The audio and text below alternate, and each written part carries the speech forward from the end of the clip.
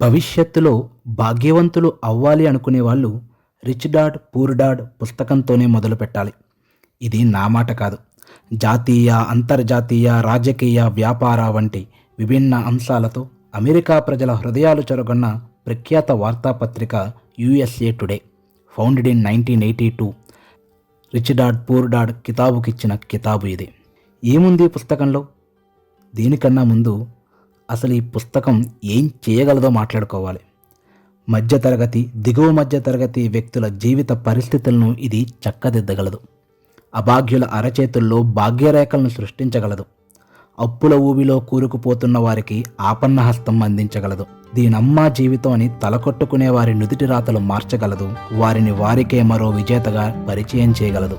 అందుకే 10 అధ్యాయాలతో 6 పాఠాలను నేర్పడానికి సిద్ధంగా ఉన్న ఈ పుస్తకాన్ని మన సబ్స్క్రైబర్స్ కోసం మరోసారి తెరుద్దామనిపించింది. Robert T Kiyosaki. ఈయన ఉద్దేశంలో అమెరికాలో కావచ్చు, ఇండియాలో కావచ్చు, విద్యాలయాలు అన్నీ పిల్లలకి మంచి ఉద్యోగం ఎలా తెచ్చుకోవాలి, డబ్బు కోసం ఎలా పనిచేయాలో నేర్పిస్తున్నాయి. అదే జనం కష్టపడటానికి కారణం. కియోసాకి అంటారు, మనం డబ్బు కోసం పనిచేయడం కాదు, డబ్బే మన కోసం పనిచేయాలి అని. ఇది సాధ్యమా అంటే ఖచ్చితంగా సాధ్యమే. 100కి 100% సాధ్యమే. ఈ పుస్తకం ద్వారా తమ చిరునవ్వుని విజయానికి చిరునామాగా మార్చుకున్న ధనవంతులు ఎందరో సాక్ష్యాలుగా నిలుస్తారు. ఈ పుస్తకంలో మొదటి అధ్యాయం గురించి మాత్రం ఈ వీడియోలో క్లుప్తంగా వివరించాలి అనుకుంటున్నాను. డబ్బు సంపాదించే పాఠాలు ఏవి మొదటి అధ్యాయంలో ఉండవు, కానీ అందుకు అవసరమైన వైఖరిని ఇది నేర్పిస్తుంది. మనల్ని ఆ మార్గంలో కార్యోన్ముఖుల్ని చేస్తుంది. మనం తలుచుకుంటే ధనవంతులు కావడం పెద్ద కష్టమైన పనేమీ కాదు అనే తీయని వాస్తవాన్ని తెలియజేస్తుంది. ఎలాంటి పరిస్థితులు ఈ రచయితని ధనవంతునిగా మార్చాయో తెలియజేసే కథనం ఎంతో ఆసక్తికరంగా సాగుతుంది. మరి మొదలు పెడదామా ఈ మనీ కావ్యాన్ని? సగటు మనిషి ఇరుక్కునే ర్యాట్ రేస్తో ఈ పుస్తకం మొదలవుతుంది. అది ఎలా ఉంటుందంటే, పిల్లవాడు పుడతాడు, స్కూలుకి వెళ్తాడు, మంచి మార్కులతో పాస్ అయ్యి ఉద్యోగం సంపాదించుకుని తల్లిదండ్రుల్ని ఆనందపరుస్తాడు. తన బ్యాంక్ అకౌంట్లో ఎప్పుడైతే క్యాష్ ఫ్లో మొదలవుతుందో బ్యాంకులన్నీ క్రెడిట్ కార్డ్స్ అంటకట్టడానికి వెంట పడతాయి. పాయింట్ల కోసమో, బెనిఫిట్ల కోసమో అవసరం అయినవి కానివి మునుపెన్నడూ అనుకోనివి సైతం కొంటూ తెలియని ఖర్చుకి అలవాటు పడతాడు. తమ చుట్టూ చేరుతున్న స్నేహితుల దృష్టిలో మరింత గొప్పగా ఉండటం కోసం అతను మరింత ఎక్కువ ఖర్చు పెడతాడు. లవ్ ఆర్ అరేంజ్డ్ వివాహం అయితే జరుగుతుంది. దంపతులు ఇద్దరు 2 చేతులా సంపాదించడంతో భవిష్యత్తు అందంగా కనబడుతుంది. ఇదే సరైన సమయం అని, విహారయాత్రలకి వెళ్ళాలని, ఇల్లు కారు కొనాలని, పిల్లల్ని కనాలని అనుకుంటారు. క్రెడిట్ కార్డు బిల్లు కట్టడం అలవాటు చేసుకున్న వీరికి ఈఎంఐ కట్టడంలో పెద్ద ఇబ్బంది కనిపించదు. వారి కలలను నెరవేర్చుకుంటూ మరింత కష్టపడి పనిచేయడం ప్రారంభిస్తారు. గొప్ప పనిమంతులు అని పేరు సంపాదించుకుంటారు. జీతం పెరుగుదల కోసం ఎదురు చూస్తారు. ప్రత్యేక విషయాలలో శిక్షణ పొందడానికి మళ్ళీ కొత్త చదువులు చదువుతారు. మరింత సంపాదించడానికి ఇది ఉపయోగపడుతుంది అనుకుంటారు. ఉద్యోగాలు కూడా మారవచ్చు, సంపాదన పెరుగుతుంది, కానీ దానికి అనుగుణంగా పన్నులు కూడా పెరుగుతాయి, ఖర్చులు పెరుగుతాయి. ఎంత జీతం వస్తున్నా నెల తిరిగేసరికి ఏమాత్రం మిగలకుండా అకౌంట్ ఎలా ఖాళీ అయిపోతుందో తెలియదు. మ్యూచువల్ ఫండ్స్ కొంటారు, క్రెడిట్ కార్డులతో సరుకులు కొంటారు. 30 ఏళ్ల క్రితం ఎంతో అందంగా కనిపించిన భవిష్యత్తు ప్రస్తుతంగా మారేసరికి పంజరంలా తోస్తుంది. వాళ్ళు అందరిలానే ఎడతెరగని పోటీలో, అంటే ర్యాట్ రేస్లో ఇరుక్కుపోయారు. వారిప్పుడు పన్నులు కట్టడానికి, ఈఎంఐలు కట్టడానికి, అప్పులు తీర్చడానికి, వారి యజమానికి లాభాలు తెచ్చిపెట్టడానికి పనిచేయాలి. ఎడతెరగని పోటీలో ఇరుక్కున్న వీరికి గొడ్డు చాకిరీ గురించి తెలిసినంత బాగా డబ్బు వైఖరి గురించి తెలియదు, నేర్చుకోరు. కనుక తమ పిల్లల్ని వారు పెరిగినట్టుగానే బాగా చదువుకుని మంచి ఉద్యోగం సంపాదించండి అని పెంచుతారు. తమ పిల్లల్ని ర్యాట్ రేస్కి రెడీ చేస్తారు. డబ్బుకు సంబంధించిన విషయాలు పాఠశాలల్లో నేర్పరు, తల్లిదండ్రులకి తెలియదు. దాని కారణంగా 100కి 90% మంది పేద మధ్యతరగతి వారిగానే ఉండిపోతారు. అందుకే ఈ పుస్తకాన్ని పిల్లల ప్రథమ గురువులైన తల్లిదండ్రులకి అంకితం ఇస్తాడు రాబర్ట్ టి కియోసాకి. అదృష్టం కొద్దీ రచయితకి 2 తండ్రులున్నారు. ఒకరు పిహెచ్డి చేసిన పేద మనస్తత్వం గల సొంత తండ్రి అయితే మరొకరు తన స్నేహితుని మైక్ తండ్రి. అతను 8వ తరగతి ఫెయిల్ అయిన రిచ్ మైండ్ సెట్ ఉన్న తండ్రి. ఇద్దరూ కటికులే. చదువంటే గౌరవం ఉన్నవారే, ఎదుటివారిని ఆకట్టుకోగలవారే. ఎన్ని సారూప్యతలు ఉన్నప్పటికీ డబ్బు విషయంలో వారిరువురి అభిప్రాయాలు పూర్తిగా విభిన్నంగా ఉండేవి. వారిద్దరూ ఒకేసారి వారి సంపాదన ప్రారంభించినప్పటికీ ఒకరు జీవితాంతం డబ్బుకి ఇబ్బంది పడుతూనే ఉన్నారు. మరొక ఆయన హవాయిలో అతి గొప్ప ధనవంతుడిగా పేరు సంపాదించుకున్నారు. ఒక ఆయన తన కుటుంబానికి, వివిధ సంస్థలకి, దేవాలయాలకి, చర్చికి కొన్ని $1 మిలియన్ ఇచ్చి చనిపోతే రెండో ఆయన తీర్చవలసిన బాకీల్ని వదిలి వెళ్ళిపోయాడు. ఒక ఆయన డబ్బు పాపిష్టిది, ధనదాహమే అన్ని అరిష్టాలకి మూలం అని అంటే, మరొక ఆయన డబ్బు లేకపోవడమే అరిష్టాలకి మూలం అనేవాడు. డబ్బు విషయంలో జాగ్రత్తగా ఉండండి, ఆచితూచి అడుగు వేయండి, ప్రమాదాలని కోరి తెచ్చుకోకండి అని ఒకరు అంటే, ప్రమాదాలని ఎలా ఎదుర్కోవాలో నేర్చుకోండి అని మరొక ఆయన అనేవాడు. పేద తండ్రి ఎప్పుడూ నేనెప్పటికీ ధనవంతుని కాలేను అంటూ ఉండడంతో ఆ మాటే నిజమయ్యింది. మరోపక్క ధనవంతుడైన తండ్రి నష్టపోయినా సరే తాను ధనవంతుణ్ణి అనే చెప్పుకునేవాడు. డబ్బు నష్టపోవడం అనేది తాత్కాలికమని, కేవలం డబ్బు నష్టపోవడం వల్ల అది పేదరికానికి దారి తీయదని గట్టిగా విశ్వసించేవాడు. ఇద్దరికీ చదువు అంటే ఎనలేని గౌరవం, కానీ ఏం నేర్చుకోవాలి అనే విషయంపై భేదాభిప్రాయం ఉండేది. ఒక ఆయన డబ్బు సంపాదించే వకీలుగానో, అకౌంటెంట్గానో ఎదగడానికి అవసరమయ్యే చదువుకు విలువనిస్తే, మరొక ఆయన ధనికుడు అవ్వడానికి పనికొచ్చే చదువు నేర్చుకోమని ప్రోత్సహించేవాడు. నేను డబ్బు కోసం పనిచేయను, డబ్బే నా కోసం పనిచేస్తుంది అని పదే పదే అనేవాడు. ఇలాంటి విభిన్న అభిప్రాయాలతో తన సొంత తండ్రి ముందు చెప్పుకున్న ర్యాట్ రేస్లో ఇరుక్కునే ఉన్నాడు. తన స్నేహితుని తండ్రి మాత్రం ర్యాట్ రేస్ నుంచి తెలివిగా బయటపడ్డాడు.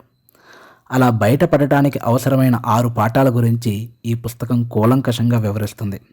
మొదటి అధ్యాయంలో నాకు బాగా నచ్చిన ఒక వాక్యం యాజ్ ఇట్ ఈజ్గా చదివి వినిపించాలి అనుకుంటున్నాను. అదేంటంటే, డబ్బు ఒక రకమైన బలం, కానీ దానికన్నా శక్తివంతమైనది ఆర్థిక శిక్షణ. డబ్బు వస్తుంది పోతుంది, కానీ డబ్బు ఏం చేస్తుంది అనే దాని గురించి నేర్చుకుంటే దాన్ని మనం మన ఆధీనంలో ఉంచుకొని ధనవంతులు కావచ్చు. ఈ పుస్తకంలో ప్రపంచంలో ఏ మార్పు వచ్చినా ఎప్పటికీ మారిన డబ్బు సూత్రాలని, రిచ్ డాడ్ నుంచి తాను నేర్చుకున్న విషయాలని 6 పాఠాల రూపంలో వివిధ అధ్యాయాలలో పొందుపరచడం జరిగింది.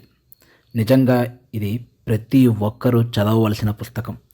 మన వైఖరిని మార్చుకోవడానికి, మన స్థితిగతుల్ని మార్చుకోవడానికి ఇది ఎంతగానో ఉపయోగపడుతుంది. రిచ్ డాడ్ పూర్ డాడ్ మొదటి పాఠంలో ఎన్నో ముఖ్యమైన ఆసక్తికరమైన అంశాలను పొందుపరచడం జరిగింది. ఎవరైనా భావావేశంలో మాట్లాడుతున్నారా లేక నింపాదిగా ఆలోచించి మాట్లాడుతున్నారా అనేది తెలుసుకోవడానికి ఈ పాఠం ఎంతో ఉపయోగపడుతుంది. ఈ పాఠం వినడం ద్వారా ఉద్యోగం అనేది దీర్ఘకాలిక సమస్యకి తాత్కాలిక పరిష్కారం అనే చేదు నిజాన్ని ఒప్పుకుంటారు. మనతో మనం నిజాయితీగా ఉండడం ఎంత అవసరమో తెలుసుకుంటారు. ఈ పాఠంలో భాగంగా డబ్బు మీ జీవితాన్ని శాసించకుండా జాగ్రత్త పడండి అని రిచ్ డాడ్ హెచ్చరిస్తాడు. డబ్బు పట్ల మనిషి మనస్తత్వం ఎలా ఉంటుందో తెలియజేసే ఈ పాఠం కానీ మీరు నేర్చుకోకపోయినట్లయితే అతి తక్కువ డబ్బు సంపాదన కోసం నిలకడైన ఉద్యోగం అనే భ్రమని పట్టుకుని వేళ్లాడుతూ ఉండాల్సి వస్తుంది. వారాంతంలో దొరికే సెలవుల కోసం ఎదురు చూస్తూ గడపాల్సి వస్తుంది. జీవితం పన్నే అతిపెద్ద వల నుంచి తప్పించుకునేందుకు రచయితకి రిచ్ డాడ్ నేర్పిన పాఠం ఏమిటో తెలుసుకోవడానికి మీ మనసు తహతహలాడుతుంటే ఈ పాఠం మీకోసం. మొదటి పాఠానికి పునాది రచయిత రాబర్ట్ ఎదుర్కొన్న అవమానం అని చెప్పచ్చు. వేరే గత్యంతరం లేక ధనవంతులు చదివే పాఠశాలలోనే రాబర్టు, అతని స్నేహితుడు మైకు చదువుతూ ఉంటారు. ఒక సెలవు రోజున వాళ్ళ క్లాస్మేట్ జిమ్మీ తన కారులో స్నేహితుల్ని బీచ్కి తీసుకెళ్దాం అనుకుంటాడు. రాబర్ట్ని, మైక్ని మాత్రం వాళ్ళెవరూ పిలవరు. పేదవాళ్ళు కాబట్టి పిలవడం లేదని వాళ్ళు చెప్తారు. ఆ విషయం తన తండ్రితో చెప్పి నేను ధనవంతుని అవ్వాలంటే ఏం చేయాలి అని అడుగుతాడు రాబర్ట్. డబ్బు సంపాదించాలంటే బుర్ర ఉపయోగించాలి అని చెప్పి నవ్వుతాడు రాబర్ట్ తండ్రి. ఏమైనా కావాలంటే దానికోసం కష్టపడి పని చేయాలి అని చెప్తారు. చాలా వస్తువులు కావాలి అనిపిస్తున్నా 10 ఏళ్ళు కూడా నిండని పిల్లలకి చేయదగ్గ పని ఏముంటుంది? ఈ ఆలోచనలో భాగంగా రాబర్ట్ తనకొక పార్ట్నర్ కావాలని కోరుకుంటాడు. ఈ విషయం మైక్ని అడుగుతాడు. మైక్ అంగీకరిస్తాడు. భాగస్వామి అయితే దొరికాడు, కానీ డబ్బు ఎలా సంపాదించాలో ఇద్దరికీ తెలియదు.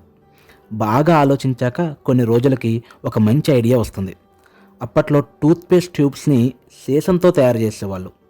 ప్రతి ఇంటికి వెళ్ళి వాడేసిన ట్యూబ్స్ అన్నీ కలెక్ట్ చేసి ఆ సీసాన్ని కరిగించి ప్లాస్టర్ ఆఫ్ ప్యారిస్ని ఉపయోగించి నాణాలు తయారు చేస్తారు వీళ్ళిద్దరూ. అది చూసిన తండ్రి గట్టిగా నవ్వి, ఇది చట్టవిరుద్ధమని, సంపద సృష్టించడం అంటే డబ్బుని ముద్రించడం కాదు అని నకిలీ డబ్బు గురించి క్లుప్తంగా వివరిస్తాడు.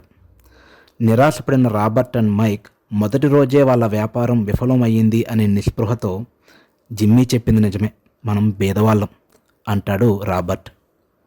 అది విని, పిల్లలు, మీరు చేతులెత్తేస్తేనే మిమ్మల్ని పేదవాళ్ళుగా జమ కడతారు.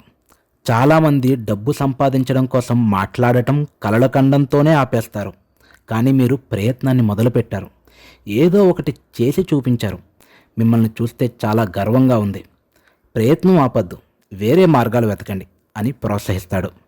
డబ్బులు సంపాదించడం ఎలాగో మైక్ తండ్రిని అడగండి అని చెప్తాడు. షాక్ తిన్న మైక్, మా నాన్ననా, మా దగ్గర మంచి కారు కానీ ఇల్లు కానీ లేదే ఆశ్చర్యంగా అడుగుతాడు మైక్. ఇల్లు కారు ఉన్న వాళ్ళంతా ధనవంతులు అని కాదు, వారికి డబ్బు సంపాదించడం తెలుసు అని కాదు. జిమ్మీ వాళ్ళ నాన్న పనిచేసే కంపెనీ నష్టాల్లో ఉంది. కొన్ని రోజులకి ఆయన దగ్గర ఇవేమీ ఉండకపోవచ్చు. కానీ మీ నాన్న అలా కాదు మైక్. నా అంచనా ప్రకారం చిన్న చిన్న వ్యాపారాలతోనే ఆయన అతి కొద్ది కాలంలోనే గొప్ప ధనవంతుడవుతాడు అని చెప్పి పంపిస్తాడు. పిల్లలిద్దరూ మరుసటి రోజు మైక్ వాళ్ళ తండ్రిని కలవడానికి వెళ్తారు. రాబర్ట్, మీకు డబ్బు ఎలా సంపాదించాలో తెలుసుకోవాలని ఉందని మైక్ నాతో అన్నాడు. నేను మీకు ఆ కళ నేర్పించాలంటే దానికి బదులుగా మీరు నాకు మీ ఖాళీ సమయాల్లో పని చేసి పెట్టాలి. మీరు పని చేయకపోతే నేను నేర్పించడం మానేస్తాను. మీ స్కూల్లో లాగా ఊరికే కూర్చుని వింటాం అంటే మాత్రం నా సమయం వృధా అవుతుంది సుమా, సరేనా అన్నాడు మైక్ తండ్రి. నేను ఒక ప్రశ్న అడగచ్చా అడిగాడు రాబర్ట్. వీల్లేదు, నేను చెప్పిన దానికి సరే లేదా కాదు అని చెప్పండి. అవకాశాలు వస్తూ పోతూ ఉంటాయి.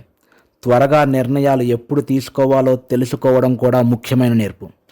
ఈ స్కూల్ 10 సెకండ్లో ప్రారంభం కానువచ్చు, ముగిసిపోనవచ్చు అన్నాడు కొంటిగా నవ్వుతూ మైక్ తండ్రి. ప్రతి శనివారం సాయంత్రం 3 గంటలు నిజానికి వారికి ఎంతో ఇష్టమైన ఆటల సమయం. ఈ పాఠం కోసం వారు దాన్ని త్యాగం చేద్దామనుకున్నారు. క్షణం ఆలోచించకుండా ఇద్దరూ ముక్త కంఠంతో సరే అన్నారు. వెరీ గుడ్, మిస్సెస్ మార్టెన్ మీరు చేయాల్సిన పని గురించి చెప్తుంది. మీకు గంటకి 10 సెంట్లు జీతం కూడా ఇస్తాను అని పిల్లల్ని సూపర్ మార్కెట్కి పంపించాడు మైక్ తండ్రి. ప్రతి శనివారం స్టోర్కి వెళ్ళడం, డబ్బాలపై దుమ్ము దులపడం, సాయంత్రం 30 సెంట్లు తీసుకోవడం, ఇలా 3 వారాలు బోరింగ్గా గడిచిపోయాయి. రాబర్ట్ కోపం వచ్చింది. నేను పని మానేస్తున్నా అన్నాడు మైక్తో. స్కూలే బోర్ అనుకుంటే ఇప్పుడు శనివారం కోసం, ఆటల కోసం ఎదురు చూడడం కూడా లేకుండా పోయింది. ఆ 30 సెంట్లు నన్ను ప్రలోభ పెట్టడం వల్ల ఆ పనికి ఒప్పుకున్నాను అన్న వెంటనే మైక్ నవ్వుతూ, మా నాన్న ఇలా జరుగుతుందని నాతో అన్నాడు. నువ్వు పని మానేయాలి అనుకున్న క్షణాన ఆయన్ని కలవమని నీతో చెప్పమన్నాడు. ఆ మాటతో రాబర్ట్కి ఉక్రోషం వచ్చింది. తనతోనే ఆటలాడతారా అనుకుని మైక్ తండ్రిపై తిరగబడటానికి సిద్ధమై శనివారం మైక్ ఇంటికి వెళ్ళాడు. ఎన్నో గంటలు వేచి చూసిన తర్వాత మైక్ తండ్రితో, అదే మన రిచ్ డాడ్తో అపాయింట్మెంట్ దొరికింది. నీకు జీతం పెంచకపోతే పని మానేస్తా అన్నావని విన్నాను అన్నాడు రిచ్ డాడ్. చాలా కోపంతో ఊగిపోతూ వణుకుతూ, మీకోసం పని చేస్తే నాకు కావాల్సింది నేర్పుతా అన్నారు. గేమ్స్ వదులుకొని మీకోసం 3 వారాలు పని చేస్తున్నా. మీరు మాట నిలబెట్టుకోలేదు. అందరూ అనుకునేటట్టు మీరు స్వార్థపరులు, దగాకోరు, డబ్బు మొత్తం మీకే కావాలి. మా నాన్న గవర్నమెంట్ టీచర్ తెలుసా, మీ మీద ఫిర్యాదు చేస్తాను. బాల కార్మికులకు ఒక చట్టం ఉంది తెలుసా అని అరుస్తుంటే రాబర్ట్ కళ్ళల్లోంచి నీరు బయటికి రావడానికి కూడా భయపడింది. అరే, నువ్వు కూడా నా కింద పనిచేసే వాళ్ళలాగానే మాట్లాడుతున్నావు. నేను పనిలో నుంచి తీసేసిన వాళ్ళు, వాళ్ళంతట వాళ్ళే మానేసిన వాళ్ళు ఇలాగే మాట్లాడేవారు అన్నాడు నవ్వుతూ ఓదారుస్తున్నట్టుగా. మీరు అబద్ధాలు చెప్తారు, అన్నమాట తప్పారు, నాకేమీ నేర్పలేదు అన్నాడు బొంగుమూతి పెడుతూ రాబర్ట్. నేర్పలేదని ఎందుకు అనుకుంటున్నావు? మరి మీరు నాతో అసలు మాట్లాడలేదుగా. నేర్పడం అంటే మాట్లాడటము, ఉపన్యాసాలు ఇవ్వడమేనా? అంతేగా మరి. కాదు, స్కూల్లో నీకు అలా నేర్పుతారు కావచ్చు, కానీ జీవితం అలా నేర్పదు. అది అందరికన్నా మంచి టీచర్. నీతో మాట్లాడదు, నిన్ను తోస్తూ పడేస్తూ ఉంటుంది. అది అలా చేసిన ప్రతిసారి నిద్రలే, నేను నీకు ఒక విషయం నేర్పించాలి అని అంటోందని గ్రహించాలి.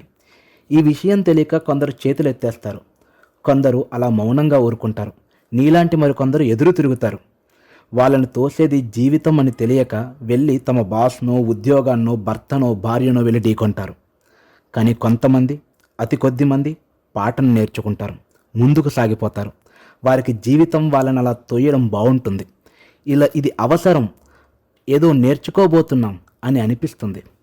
నువ్వు ఈ పాటను నేర్చుకుంటే పెద్దయ్యాక తెలివైన వాడివి, ధనవంతుడివి అయ్యి సంతోషంగా జీవిస్తావు. లేకపోతే నీ ఉద్యోగాన్ని, వచ్చే తక్కువ జీతాన్ని ఇచ్చే పై అధికారిని తిట్టుకుంటూ వారే నీ సమస్యలకు కారణం అని అనుకుంటూ బతుకుతావు.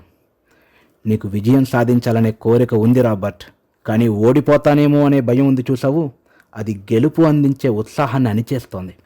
నీ మనసుకు తెలుసు నువ్వు ప్రయత్నం చేయట్లేదని, నువ్వు భద్రతనే కోరుకుంటున్నావు. ఇలాంటి వారు ఏదో ఒకరోజు ఎక్కడి నుంచో ఒక పెద్ద అవకాశం ఊడిపడుతుందని, దాంతో డబ్బు సమస్యలన్నీ తీరిపోతాయని ఆశతో భారంగా బ్రతుకులు ఈడుస్తారు. ఆయన చెప్పేది సరిగ్గానే ఉంది. అనవసరంగా ఆయన్ని తప్పు పట్టాను అనుకున్న రాబర్ట్ నేర్పించండి అని అడిగి ఎదురు తిరిగినందుకు బాధపడ్డాడు. కానీ రాబర్ట్ కోపం మాత్రం తగ్గలేదు. రిచ్ డాడ్ ఇంకా ఇలా అన్నాడు, అందరూ ఉద్యోగం కావాలని, జీతం ఇవ్వమని నన్ను అడుగుతారు, కానీ డబ్బు సంపాదించడం నేర్పమని మొట్టమొదటిసారి నన్ను అడిగింది మీరిద్దరే. అందుకే మైక్ ఈ విషయం చెప్పినప్పుడు మీకోసం ఒక పాఠ్యక్రమాన్ని రూపొందించాను. ఎంత పెద్ద ఉపన్యాసం ఇచ్చినా మీరు వినిపించుకోరు అనిపించింది. అందుకే ఒక కుదుపు కుదిపినట్టు చేద్దాం అని కేవలం 10 సెంట్లు మాత్రమే జీతం ఇచ్చాను. 10 సెంట్లు జీతం తీసుకుని మీరు నేర్చుకున్నదేంటి? మీరు పరమ లోబియేనా? అది విని రిచ్ డాడ్ గట్టిగా నవ్వాడు. చూసావా, నువ్వు కూడా నీ సమస్యకి ఇంకా నేనే కారణం అనుకుంటున్నావు. అలా అయినట్లయితే నన్ను మార్చవలసి వస్తుంది. అదే నువ్వే నీ సమస్యకి కారణం అని తెలుసుకుంటే నిన్ను నువ్వే మార్చుకోవచ్చు. ఎదుటివారిని మార్చడం కన్నా ఎవరిని వాళ్ళు మార్చుకోవడం తేలిక అన్నాడు. మరి మీరే కదా తక్కువ జీతం ఇస్తున్నది. సరే, నువ్వు అలా అనుకున్నంతకాలం నువ్వేమీ నేర్చుకోలేవు. ఓకే, నేనే నీ సమస్య అనుకుంటే నువ్వేం చేయగలవు? నా జీతం పెంచకపోయినా, నా పట్ల మర్యాదగా ఉండకపోయినా నేను పని మానేసి వెళ్ళిపోతాను నిర్భయంగా చెప్పాడు రాబర్ట్. వెరీ గుడ్, చాలా మంచిది. సరిగ్గా ఇదే చేస్తారు. కొత్త ఉద్యోగం, ఎక్కువ జీతం సమస్యకి పరిష్కారం అనుకుంటారు, కానీ సమస్య అలా తీరదు. అయితే ఏంటి పరిష్కారం? ఈ ముష్టి 10 సెంట్లు తీసుకుని అదే మహాభాగ్యం అని సంతోషించాలా అని అడిగాడు. రిచ్ డాడ్ మళ్ళీ నవ్వుతూ రాబర్ట్ తలపై చెయ్యి వేసి నిమురుతూ, ఇది నీ 2 చెవుల మధ్య ఉంది చూసావు, అదే పరిష్కారం. ఆ క్షణం రిచ్ డాడ్ ఒక కొత్త దృష్టికోణాన్ని ఆవిష్కరించాడు. ఆ దృష్టికోణంతో రిచ్ డాడ్ హవాయిలో అతి గొప్ప ధనవంతుడయ్యాడు. అది లేక పూర్ డాడ్ జీవితాంతం ఆర్థిక సమస్యలతో పోరాడుతూ గడిపాడు. 10 సెంట్లకి పని చేయాల్సి రావడం నీ కోపం తెప్పించడం చూసి నేను సంతోషించాను. చాలామందిలాగా పరిస్థితులు తట్టుకుంటూ నువ్వు నీ జీతాన్ని సరిపెట్టుకుని ఉంటే నీకు నేనేమీ నేర్పించలేను అని చెప్పి పంపించేసేవాడిని. ఎందుకంటే ఏదైనా నేర్చుకోవాలి అంటే బోలెడంత శక్తిని ధారపోయాలి, ప్రబలమైన భావన, తీవ్రమైన కోరిక ఉండాలి. నీకది ఉంది. మీ కింద పనిచేసేవారికి ఎక్కువ జీతాలు ఇవ్వాలని అనిపించదా మీకు అని అడిగాడు రాబర్ట్. నేను అలా అనుకోవాల్సిన పని లేదు. పైగా ఎక్కువ డబ్బిస్తే సమస్య తీరదు. చాలామంది ఎక్కువ డబ్బిస్తే ఎక్కువ అప్పులు చేస్తారు. బాగా చదువుకుంటే మంచి జీతం వచ్చే ఉద్యోగం వస్తుంది అనుకున్నాడు మీ నాన్న. సంపాదించాడు కూడా. కానీ అతని డబ్బు సమస్యలు ఇప్పటికీ తీరలేదు. ఎందుకంటే ఆయన డబ్బు గురించి ఏమీ నేర్చుకోలేదు. ఆయనకి ఇంకా డబ్బు కోసం పనిచేయడం పైనే నమ్మకం ఉంది.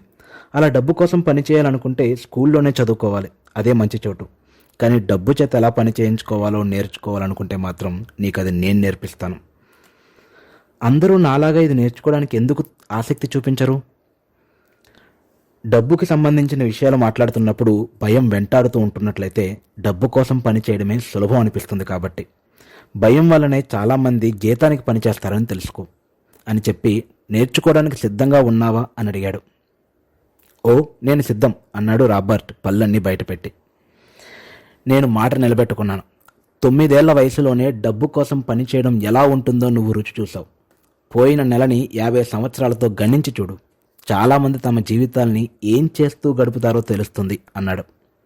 నాకు అర్థం కాలేదు అన్నాడు రాబర్ట్. సరే, ఉద్యోగంలో చేరడానికి ఒకసారి, జీతం పెంచమని అడగడానికి ఒకసారి నా కోసం చాలాసేపు వెయిట్ చేసావు కదా, ఎలా అనిపించింది? ఘోరంగా. కరెక్ట్. డబ్బు కోసం పని చేయాలి అనుకునే వాళ్ళ జీవితాలు అలానే ఉంటాయి, ఘోరంగా. పనిచేశాక మిసెస్ మార్టిన్ నీ చేతిలో 30 సెంట్లు జీతం పెట్టినప్పుడు నీకేమనిపించింది? నాకు అది చాలదనిపించింది. కరెక్ట్. చాలామంది ఉద్యోగస్తులకి తమ జీతం చూసుకుంటే అలానే అనిపిస్తుంది. ఇంకా నువ్వు అదృష్టవంతుడివి, 100% జీతం అందుకున్నావు. మిగతా వారి జీతంలో ప్రభుత్వం తన వంతుని ట్యాక్స్ రూపంలో తీసేసుకొని మిగిలిందిస్తుంది. అయ్యో అదెలా సాధ్యం? జనం ఎందుకు ఊరుకుంటారు? ధనవంతులైతే ఊరుకోరు, కానీ పేద మధ్యతరగతి వాళ్ళు ఏమీ అనరు. నేను మీ నాన్నకన్నా ఎక్కువ డబ్బు సంపాదిస్తాను, కానీ మీ నాన్న నాకన్నా ఎక్కువ డబ్బుని ప్రభుత్వానికి పన్ను కడతాడు. రాబర్ట్కి ఈ విషయం నచ్చలేదు. పన్నులు కట్టడానికి చిరాకు పడే తన తండ్రి ప్రవర్తన గుర్తుకు తెచ్చుకున్నాడు. చూడు, డబ్బు చేత పని చేయించడం ఎలాగో నేర్చుకోవాలంటే ఒక జీవితకాలం అధ్యయనం చేయాలి. చాలామంది ఈ విషయాన్ని అధ్యయనం చేయరు. ఎక్కువ డబ్బు సంపాదిస్తే సమస్య తీరిపోతుంది అనుకుంటారు. ఆర్థిక శాస్త్రం గురించి ఏమీ తెలియకపోవడమే అసలు సమస్య అని ఎవరూ గ్రహించరు. పన్నులు అనేవి నువ్వు నేర్చుకోబోయే విషయంలో చాలా చిన్న భాగం మాత్రమే. ఇప్పుడు నేను తెలుసుకోవాలనుకుంటున్నది ఏంటంటే, నీకు ఇంకా నేర్చుకోవాలనే కోరిక ఉందా లేదా అని. అవును అన్నట్టుగా తలాడించాడు రాబర్ట్ అండ్ మైక్. గుడ్, అయితే వెళ్ళి పని చేయి. ఈసారి నీకు నేను అసలు జీతమే ఇవ్వను. ఏంటి, అరిచినంత పని చేశాడు. ఇది చాలా అన్యాయం, మీరు ఎంతో కొంత జీతం ఇవ్వాల్సిందే అని దబాయించాడు. నేర్చుకుంటా అన్నావు కదా, ఇప్పుడు ఇది నేర్చుకోకపోతే నేనెప్పుడు నిన్ను ఉద్యోగం నుంచి తీసేయకుండా ఉంటే బావున్ను అనుకుంటూ బతుకుతావు. లేదా మీ నాన్నలాగా బోలెడు డబ్బు సంపాదిస్తూ కూడా పేకల దాకా అప్పుల్లో కూరుకుపోయి ఉంటావు. ఇంకా ఎక్కువ డబ్బులు సంపాదిస్తే ఆ సమస్య తీరిపోతుంది అని కలలు కంటుంటావు. జీతం పెంచమని అడగడానికి వస్తే జీతం లేకుండా పనిచేయమంటాడేంటి పెద్దయినా అని మనసులో అనుకుంటూ ఇప్పుడు ఏం చేయాలి అని అడిగాడు రాబర్ట్. దీన్ని ఉపయోగించు అంటూ తల మీద తట్టి, అలా నీ బుర్రను ఉపయోగించిన రోజున ఈ అవకాశం ఇచ్చినందుకు త్వరలోనే నువ్వు నాకు థ్యాంక్స్ చెప్తావు. పెద్ద అయ్యేసరికి ధనవంతుడివి అవుతావు. ఇక వెళ్ళు అని చెప్పి పంపిస్తాడు. 1 నెల తర్వాత స్టోర్కి వచ్చి పిల్లల్ని కలిసి బేస్బాల్ గ్రౌండ్కి తీసుకెళ్తాడు రిచ్ డాడ్. పిల్లలు ఏమైనా నేర్చుకున్నారా? లేదు అన్నట్టుగా భుజాలు ఎగరేస్తారు ఇద్దరు. ఇప్పుడు మీకు ఒక కొత్త పాఠం నేర్పించబోతున్నాను. అది కానీ నేర్చుకుంటే స్వేచ్ఛగా నిశ్చింతగా గొప్ప జీవితాన్ని గడుపుతారు.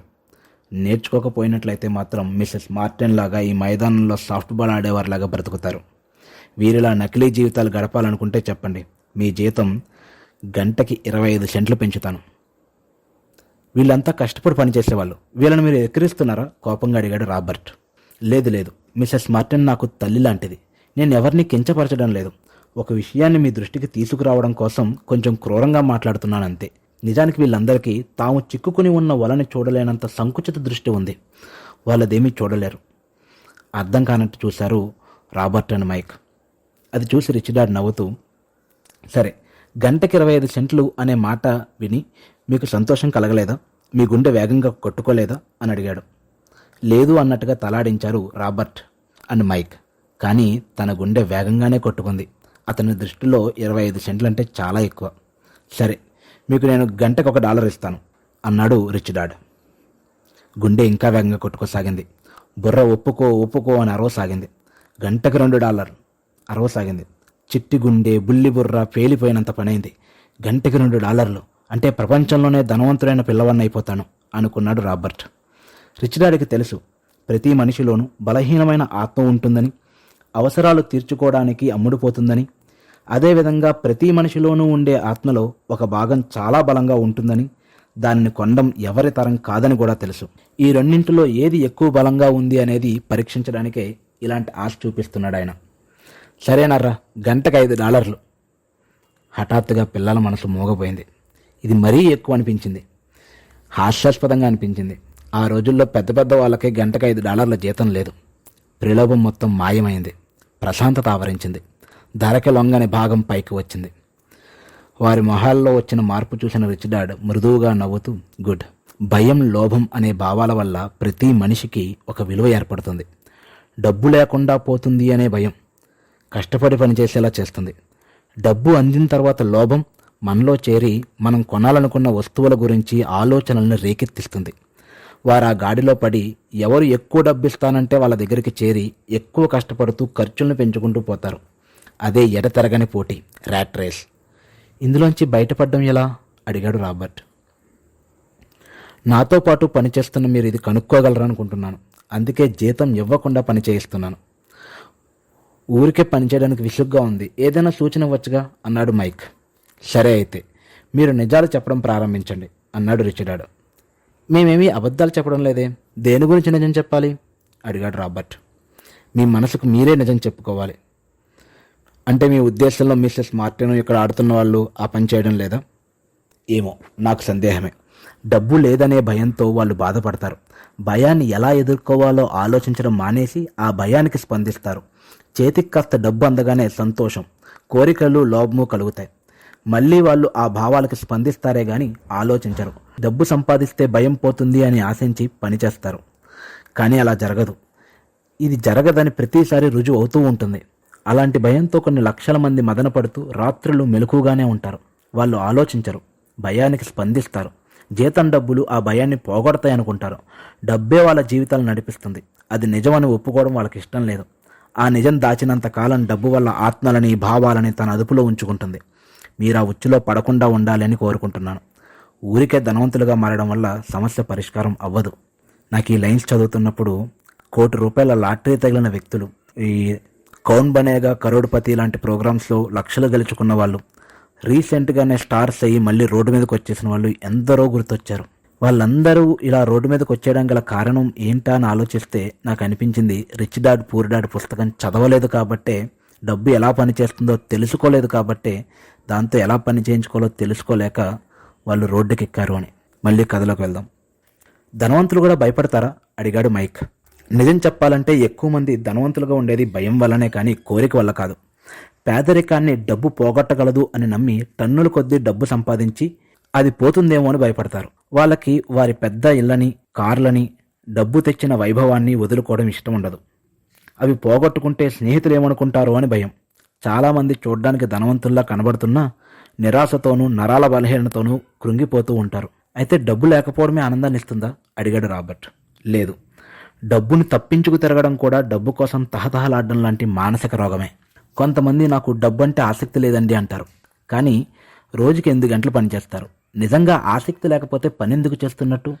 ఈ రకమైన మానసిక ధోరణి డబ్బు కూడబెట్టడం కన్నా ప్రమాదకరమైంది. అయితే మాలో భయము, లోభము పోయే వరకు జీతం తీసుకోకుండా పనిచేయాలా? లేదు. అలా చేస్తే అది సమయాన్ని వృధా చేయడం అవుతుంది. మీకు కలిగే భావాల పట్ల మీరు నిజాయితీగా ఉండండి. అవి మీకు ముందుకు పోయే శక్తినిస్తాయి. మీ మనసు, భావాలు మీకు మేలు చేసేటట్టు చూసుకోండి.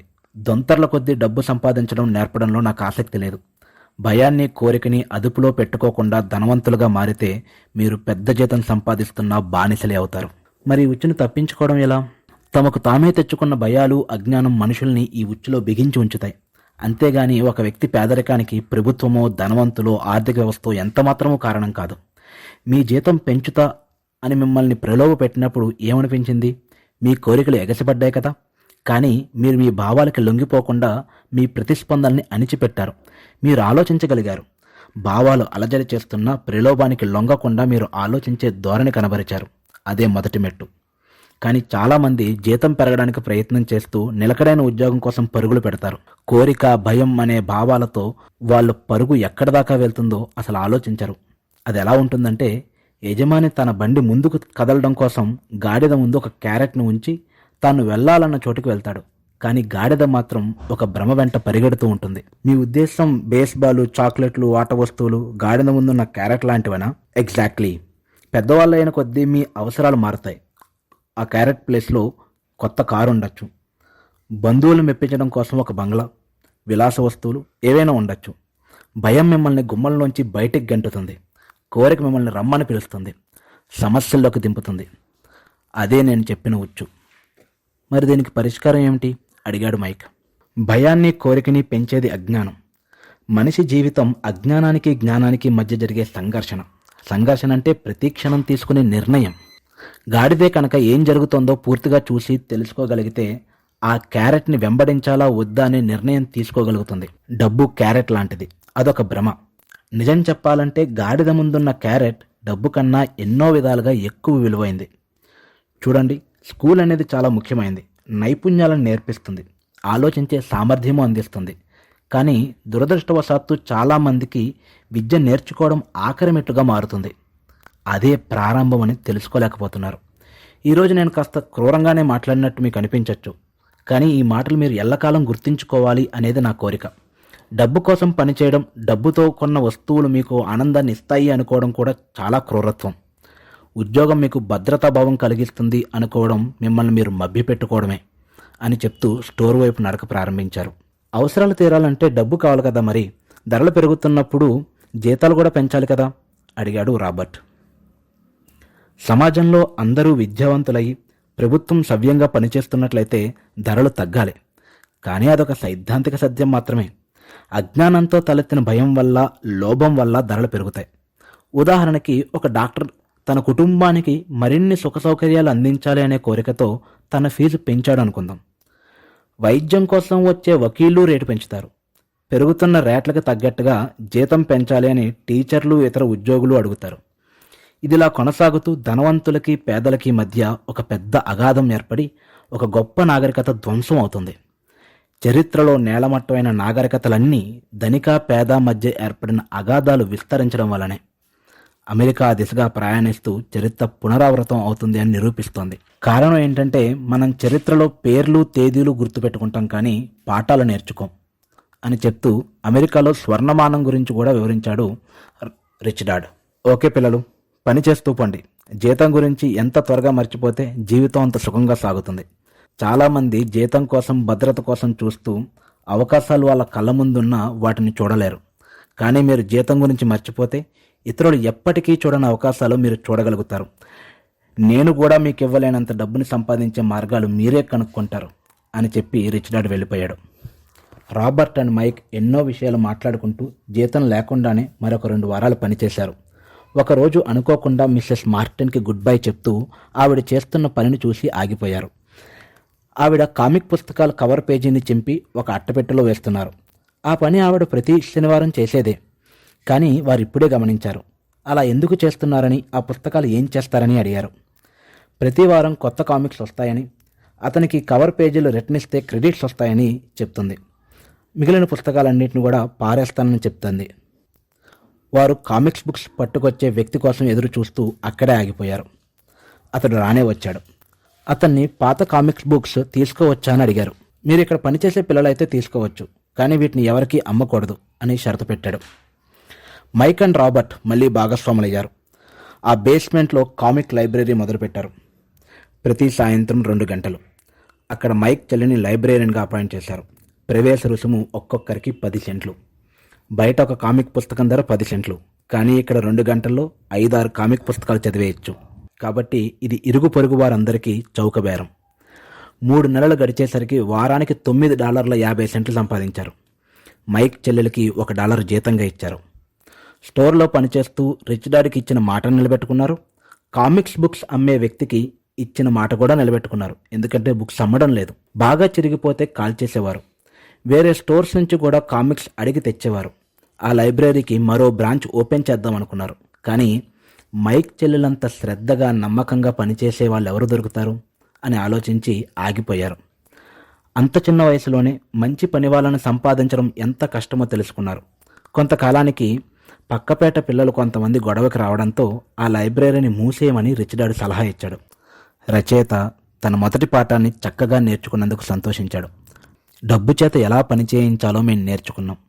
జీతం తీసుకోలేదు కాబట్టి అవసరాలు తీర్చుకునేందుకు ఆలోచన శక్తిని ఉపయోగించక తప్పలేదు. ఆర్థిక అవసరాలని అదుపులో ఉంచుకున్నాం. అన్నిటికన్నా గొప్ప విషయం ఏమిటంటే, మేము అక్కడ లేకపోయినప్పటికీ మా వ్యాపారం మాకు డబ్బు సంపాదించి పెట్టింది. మా డబ్బు మా కోసం పనిచేసింది. మా రిచ్ డాడ్ మాకు డబ్బుకి బదులు అంతకన్నా విలువైందే ఇచ్చాడు.